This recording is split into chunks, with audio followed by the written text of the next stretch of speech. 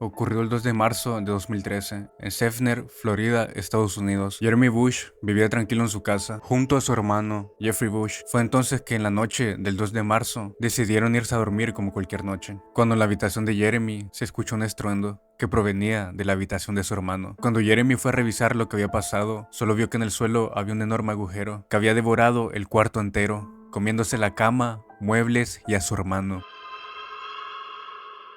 Sin dudarlo, Jeremy saltó al pozo para intentar rescatar a su hermano, escarbando desesperadamente con sus manos para alcanzar a su hermano que se encontraba suplicando por ayuda. Lo último que escuchó Jeremy de su hermano fue: "Jeremy, por favor, ayúdame". Eso fue lo último que escuchó de su hermano, después de que un gran silencio invadiera el pozo por completo. Un sheriff llegó al lugar y sacó a Jeremy del hoyo, diciéndole que el suelo se estaba colapsando, teniendo que salir de la casa, ya que se estaba derrumbando por completo. Al momento que llegaron los equipos de rescate, rápidamente se dieron cuenta que las condiciones de búsqueda no eran apropiadas, ya que todo el terreno era inestable. Bajo estas condiciones, las autoridades determinaron que no podrían recuperar el cuerpo. La familia de Bush no tuvo una forma de despedirse de Jeffrey. Tuvieron que poner un ramo de flores y un oso de peluche enfrente de la casa, que se había convertido en su tumba. En entrevistas, Jeremy mencionó que las autoridades no hicieron nada, pero los expertos mencionaron que probablemente el cuerpo de Jeffrey hubiera terminado en un vacío lleno de agua, a unos 18 metros bajo el pozo, atrapado para siempre entre los sedimentos. Tras demoler la casa, las autoridades rellenaron el gran agujero con grava, terminando con cualquier posibilidad de recuperar a Jeffrey. Pero como si fuera una broma de mal gusto, el pozo se volvió a abrir en el mismo sitio exacto, reviviendo los sucesos de la familia Bush una vez más. No obstante, solo una década después de la tragedia, Jeremy solo podía relatar lo siguiente: "Vivo este infierno todos los días, tengo problemas para dormir, es muy duro su lugar de descanso, ese pozo simplemente sigue abriéndose y siguen echando más tierra encima, es desgarrador".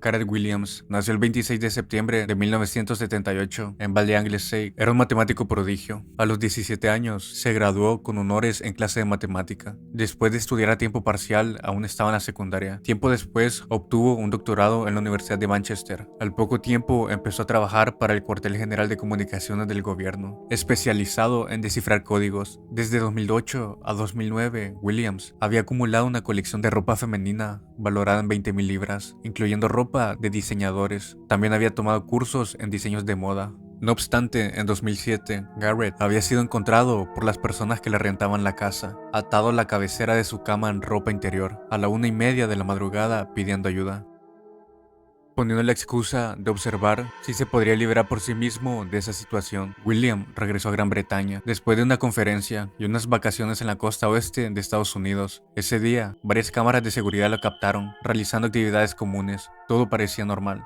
hasta el 15 de agosto de 2010, cuando las últimas imágenes que se tienen registradas de él es entrando al lugar donde vivía, un apartamento del último piso. Después de estos eventos pasaron 7 días, donde nadie sabía sobre Williams, hasta que uno de sus compañeros dio la alerta inmediata para su búsqueda. Aproximadamente a las 4:40 de la tarde, la policía entró a revisar su casa para encontrar alguna pista que los lleve al paradero de Williams. En primera instancia no encuentran nada relevante, pero al llegar al baño de la habitación, dentro de la bañera, observan una bolsa deportiva cerrada con un candado. Al descubrir esto, los oficiales decidieron romper el candado para observar lo que había dentro. Cuando abrieron la bolsa, encontraron el cuerpo de William, sin ropa y en posición fetal. Posteriormente, los peritos llegaron para hacer la investigación pertinente del cuerpo, donde no encontraron ningún rastro de violencia, consumo de sustancias o algo que indique que William sufrió un ataque. Tras ciertas investigaciones, encontraron ADN que pertenecía a Williams, lo que apuntaba a que había mantenido algún tipo de relación sentimental antes del suceso. Esto reforzó una de las teorías que se tenía de una posible asfixia autoerótica,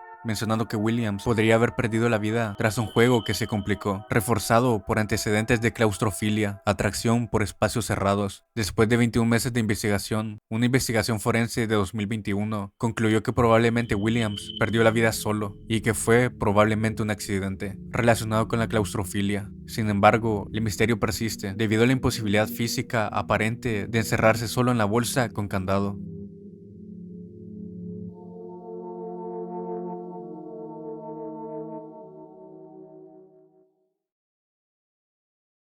Ocurrido el 22 de diciembre de 2010 en Ballybane, Irlanda, Michael Fiery se encontraba en Clarkview Park. Michael se encontraba en la cocina cuando de la nada un fuerte incendio cubrió su casa. Rápidamente los vecinos llamaron a los bomberos para que pudieran ayudar a Michael, pero cuando llegaron ya era demasiado tarde. El cuerpo de Michael había perecido por las llamas, pero lo curioso empezó cuando el forense Ciaran empezó a dictaminar las causas por las cuales el hombre había perdido la vida. Todos pensaban que fue un incendio que se provocó dentro de su casa. Aunque los peritos revisaron la casa, se percataron que había fuego en la estufa en la sala de estar, que pudiera explicar un posible acto para arremeter en contra de su vida, o que alguien quisiera hacer algo en contra de Michael. También se descartaron sustancias inflamables. Ante esta negativa de encontrar pruebas sobre un posible crimen, más que el cuerpo carbonizado, así como el techo quemado encima del cuerpo, el doctor dijo que había consultado libros de textos médicos y llevado a cabo otras investigaciones en un intento de encontrar una explicación al fenómeno. Por más que investigó, el médico llegó a una conclusión que no había visto nunca. El médico dijo: mi conclusión es que corresponde a la categoría de combustión humana espontánea, para la que no existe una explicación adecuada.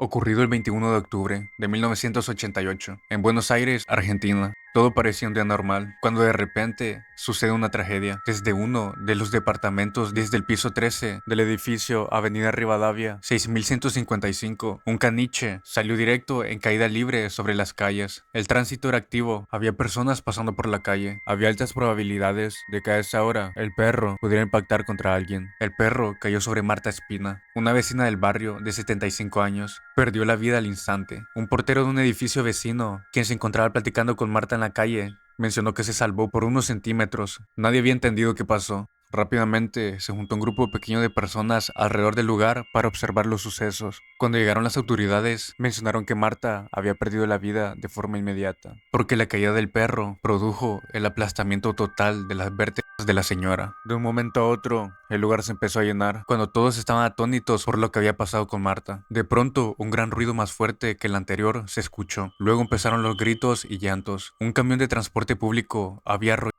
a una mujer que se había acercado al lugar de los hechos. El colectivo arrastró a la mujer varios metros, causando que también perdiera la vida al instante. Esta nueva víctima se llamaba Edith Sola y tenía 47 años. Pero en ese preciso instante, un hombre que había visto los dos hechos se empezó a sentir mal.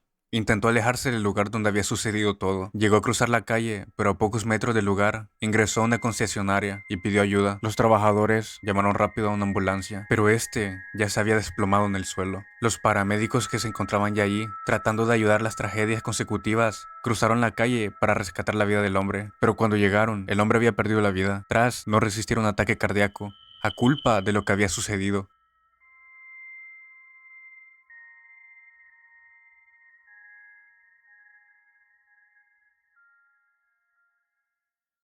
Brandon Victor era un joven de 19 años, nacido el 30 de enero de 1989 en Marshall, Minnesota. Era un estudiante responsable e inteligente que vivía con sus padres Brian y Annette Wanson en Marshall. Victor se había graduado en Marshall High School en 2007. Era conocido por ser un joven dependiente, amante de la lectura y especialmente interesado en las ciencias. No fue hasta la noche del 13 de mayo de 2008. Víctor había asistido a una pequeña reunión con amigos en Canby para celebrar el final del semestre académico. Había consumido alcohol de manera moderada. Tras el consumo del alcohol, alrededor de las 2:30 de la madrugada del 14 de mayo de 2008, mientras conducía de regreso a casa en su Chevrolet Lumina, Víctor se desvió de la carretera y su vehículo terminó en una zanja. Aunque salió ileso del accidente, se encontró varado en una área oscura y desolada. Primero, Víctor intentó contactarse con sus amigos para pedir ayuda, pero no logró comunicarse con ninguno de ellos. Aproximadamente a las 2:30 am, llamó a sus padres desde su teléfono, diciéndoles que había tenido un accidente menor y que necesitaba ayuda. Víctor creía firmemente que se encontraba cerca del pueblo de Line, a unos kilómetros de Marshall, y describió ver las luces de lo que pensaba que era ese pueblo.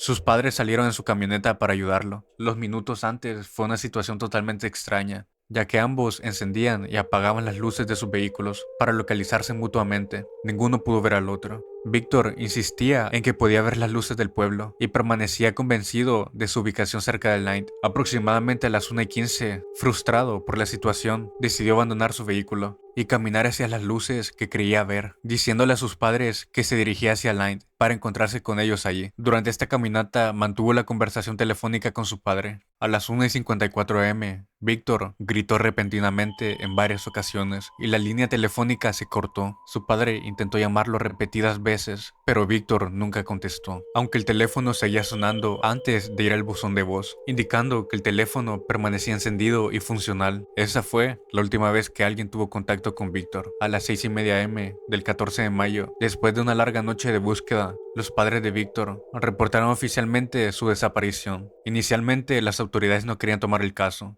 porque no era inusual que un joven de 19 años permaneciera fuera toda la noche, después de los exámenes finales universitarios. Pero después de contactar con el sheriff, pudieron conseguir la colaboración de las autoridades. La investigación tomó un giro dramático esa misma tarde, cuando los registros del celular de Brandon, las llamadas no habían provenido cerca del Lynd, como él había creído, sino de un área completamente diferente, 40 kilómetros de distancia de donde pensaba que Brandon estaba. Las autoridades localizaron el vehículo de Víctor alrededor de las 2:30 pm, en una zanja junto a una carretera. A pesar de búsquedas que se extendieron por varios años, y la única pista sobre Víctor era que había cruzado un río, y nada más. Una teoría menciona que Víctor podría haber caído accidentalmente al río, y habría perdido la vida, posiblemente siendo arrastrado por la corriente. Phoebe Handsuk era una joven de 24 años, nacida el 9 de mayo de 1986, que vivía en Australia. Era una persona muy sociable y querida por muchos, recordada por ser cariñosa y divertida, pero también luchaba con problemas de depresión y ansiedad, por los cuales recibía medicación y terapia psicológica. Desafortunadamente, desde temprana edad había recurrido al alcohol y al uso de sustancias como mecanismo para lidiar con sus problemas emocionales. Phoebe mantenía una relación tormentosa con Anthony Hampel, conocido como Ant, un promotor de eventos de 40 años, que era el doble de su edad. Su relación era intermitente y caracterizada por las peleas constantes. Anthony era conocido por ser agresivo y verbalmente abusivo hacia Phoebe. La pareja vivía junta en un lujoso apartamento en el piso 12 del edificio Valencia. No fue hasta la noche del 1 de diciembre de 2010, en el apartamento donde vivían, que era rascacielos residencial exclusivo. Este edificio contaba con un sistema de conductos de basura que conectaba cada piso con un compactador, ubicado en la planta baja. La conserje del edificio de Valencia realizaba su trabajo nocturno de limpieza. Cuando decidió buscar una escoba para barrer el vestíbulo, se dirigió hacia la sala del compactador de basura para buscar el utensilio. Pero al intentar abrir la puerta, esta no se movía. Después de varios intentos y empujar con más fuerza, logró abrir la puerta y se encontró con una escena horrible. Una joven en un charco rojo, adentro de la basura, al fondo de la máquina. Phoebe fue encontrada con su vestimenta hasta la rodilla, dentro de la máquina. Logró resistir el primer impacto. Las heridas más graves fueron en su pie derecho, que estaba prácticamente cercenado por completo debido a las cuchillas del compactador. Los forenses mostraron que se había arrastrado por el suelo en sus últimos momentos de vida, lo que confirmaba que había estado consciente después de la caída. Cuando se empezó a hacer la investigación, el primer sospechoso fue su pareja, que tras ser interrogado, mencionó que la joven había pasado lunes y martes de fiesta, el miércoles en cama y el jueves por la mañana él se había despertado temprano. Fue al gimnasio del edificio por media hora y luego se preparó para ir al trabajo. Confirmaron que Anthony entró al gimnasio y salió del garaje a las 9 de la mañana. Durante la mañana del 2 de septiembre, a las 10:30 de la mañana, varios familiares de Phoebe recibieron un mensaje extraño desde su iPhone que decía: "Hola familia, estoy en la cama a punto de morir. Y cuando despierte, me transformaré en el ser humano más increíble que jamás hayan visto. No iré al hospital, ahí es más seguro. Y he oído que la cena especial de esta noche es sopa de tomate. Feliz, feliz, feliz. La vida no es nada más que un sueño. Los quiero mucho, pero no lo suficiente como para enviar el mensaje uno a uno". La investigación policial concluyó solo 5 días después que no hubo tercera parte involucrada y que nadie obligó a Phoebe a entrar al conducto.